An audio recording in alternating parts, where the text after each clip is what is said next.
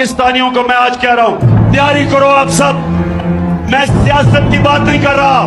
मैं न कुर्सी में जब बैठा था तो मैं किसी से डरा था, न कुर्सी से नीचे उतर के किसी से डरा हूं और न अब डरूंगा। आप 2 FIR नहीं 2000 FIR मेरे पे करें, आप मुझे कल भी गिरफ्तार करें, इंशाअल्लाह ताला ये इलेक्शन आप हारेंगे। तो मैं अपने सबसे पहले तमाम हल्के के लोगों का शुक्रिया अदा करूंगा और उनको एक पैगाम दूंगा कि मैं जेल के अंदर हूं या बाहर, आपने घबराना नहीं है, क्योंकि अगर मैं अंदर गया तो मैं इनके लिए और बड़ा अजाब होऊंगा इंशाअल्लाह। लेकिन आपने ये इलेक्शन निकालना है।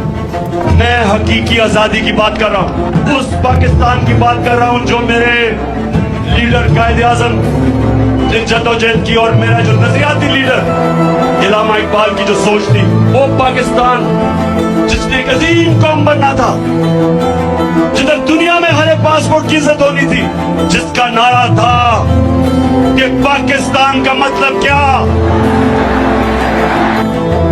ला इलाहा इल्लल्लाह।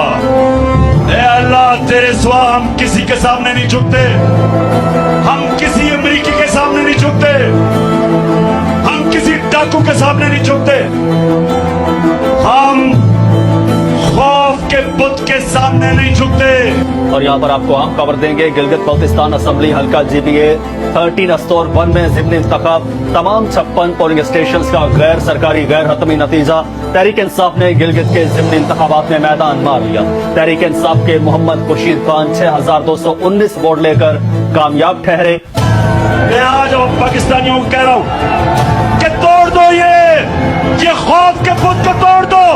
ये जो टेलीफोन आता है जी गुमनाम नंबर से धमकियां देने के लिए, वापस धमकियां दो उनको।